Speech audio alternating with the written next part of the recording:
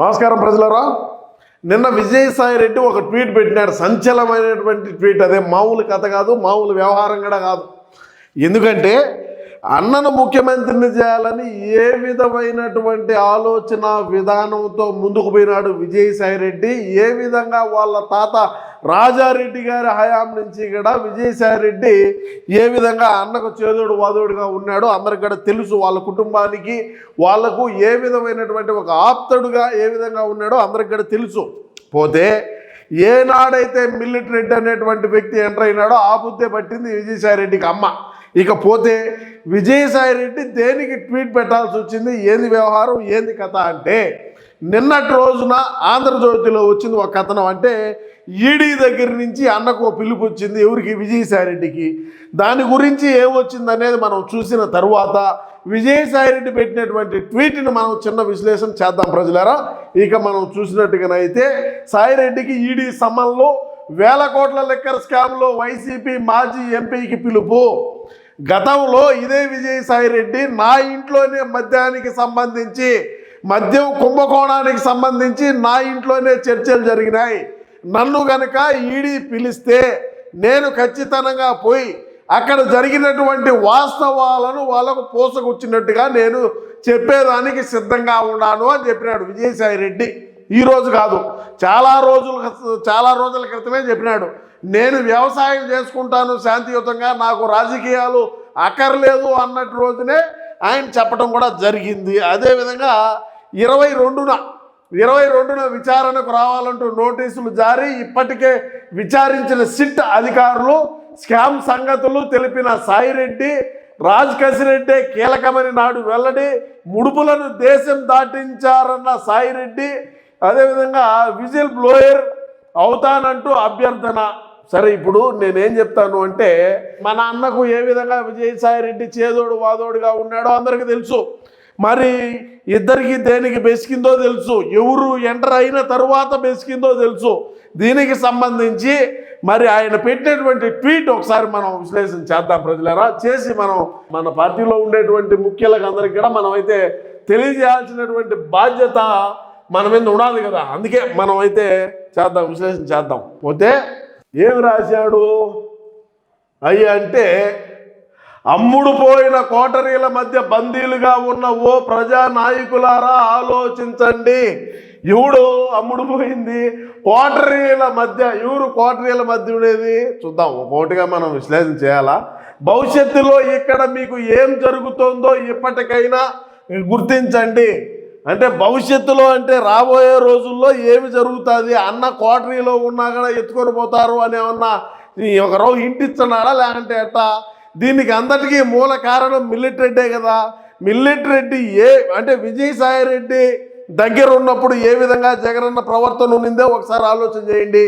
అదేవిధంగా ఈ మిల్లెట్ రెడ్డి అనేటువంటి వ్యక్తి ఎప్పుడైతే దగ్గర చేరి సలహాదారుడిగా చేరి ఎవరిని కూడా కలవకుండా కోటరీని ఏర్పాటు చేసినాడో ఆ కోటరీ ఏ విధంగా పనిచేసింది, కోటరీ ఉన్నన్ని రోజులు ఏ విధంగా ఉన్నాడు, ఈరోజు బద్దలైపోయి 11 స్థానాలకు పడిపోయిన తరువాత కూడా ఏ విధమైనటువంటి వ్యాఖ్యలు చేస్తున్నాడు, ఏ విధంగా రాష్ట్రంలో ఉండేటువంటి ప్రజానికాన్ని అంటే మనం ఏం మాట్లాడుతున్నాం అనేది సోయం కూడా లేకుండా ఏ విధమైనటువంటి స్క్రిప్టులు రాయించినారో ఆలోచన చేయండి.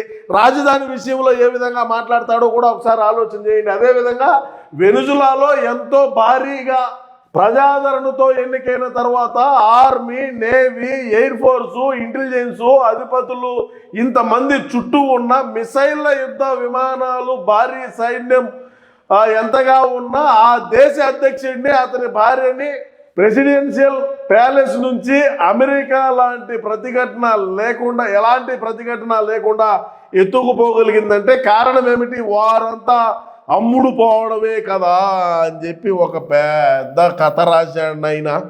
అంటే దీన్ని బట్టి మనం ఏం అర్థం చేసుకోవాలంటే, రాష్ట్ర ప్రజలారా, నన్ను ఈడీ 22వ తారీఖున రమ్మనింది, నేను పోతాను.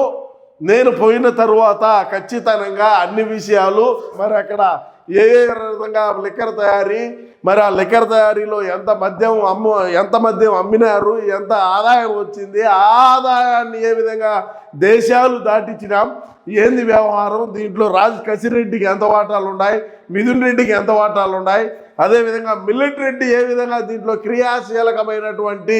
క్రియాశీలకమైనటువంటి పాత్రను పోషించినాడు, ఏంది వ్యవహారం, ఏంది కథ అని చెప్పి ఆయన అయితే చెప్పేటువంటి పనిలోనే ఉన్నాడు. ఖచ్చితంగా ఏదో ఒకటి మింగబెట్టేదానికే ఈ యొక్క ట్వీట్ పెట్టాడని కూడా నేను ఈ సందర్భంగా తెలియజేస్తా ఉన్నా. ప్రజలారా, మీ అభిప్రాయాన్ని తప్పకుండా కామెంట్ రూపంలో తెలియజేయండి. ఇకపోతే విజయసాయిరెడ్డి దగ్గరగా ఉంటే మనకు బాగానే ఉండేది. మన పార్టీకు, మన పార్టీలో ఉండేటువంటి ముఖ్య నాయకులకు ప్రతి ఒక్కరూ కూడా కింది స్థాయి నుంచి ఇక్కడ గ్రామ స్థాయి నుంచి ఇక్కడ బ్రహ్మాండంగానే ఉండేవాళ్ళు. ఎప్పుడైతే మిల్లెట్ రెడ్డి మన అన్న దగ్గర జాయిన్ అయినాడో, అన్న దగ్గర జాయిన్ అయిన నాటి నుంచే కూడా మరి అన్నకు పడిసిం పట్టింది.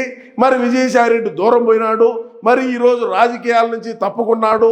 మనం చేసినటువంటి అవినీతి అక్రమాలు, ఏ విధంగా డబ్బులు దాహంతో ఏ విధంగా మనం అక్రమాల ద్వారా డబ్బులు సంపాదించినామో ప్రతి ఒక్కటి కూడా విజయసాయిరెడ్డికి తెలుసు.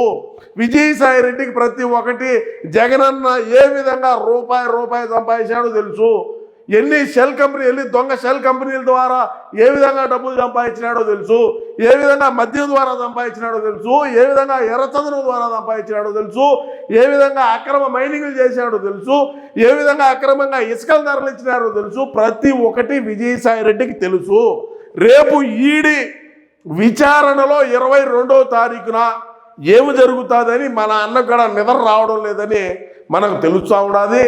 ఏది ఏమైనప్పటికీ రాష్ట్ర ప్రజలారా, విజయసాయిరెడ్డి పెట్టినటువంటి ట్వీట్ చూస్తూ ఉంటే ఖచ్చితంగా కోట బద్దలయ్యేటువంటి రోజులు అతి త్వరలోనే ఉన్నదని కూడా మనకు అర్థమవుతూ ఉన్నది. ఖచ్చితంగా విజయసాయిరెడ్డి విచారణకు నేను సహకరిస్తాను, ఖచ్చితంగా జరిగినటువంటి వాస్తవాలను ఈడీకి చెప్తాను, ఖచ్చితంగా ఈ డబ్బులు ఎక్కడ ఏ దేశాలకు తరలించినామో చెప్తాను అని చెప్పి గతంలో చెప్పినాడు. ఈరోజు ఈడీ విచారణకు రండి మీరు 22వ తారీఖున అని చెప్తాను. మరి చూద్దాం, విచారణకు పోయి ఆయన ఏ విధమైనటువంటి నిజాలు అక్కడ వెల్లడిస్తాడో, మరి మన కోట ఏ విధంగా బద్దలవుతుందో, ఏది వ్యవహారం అనేది వేసి చూడాల్సిందేనని ఈ సందర్భంగా తెలియజేసుకుంటూ, మిల్లెట్ రెడ్డి కొద్దిగా దూరంగా కానీ గతంలో ఉండి ఉంటే ఈరోజు అన్నకి ఇన్ని బాధలు వచ్చేటి కాదని కూడా నేను తెలియజేసుకుంటా ఉండా.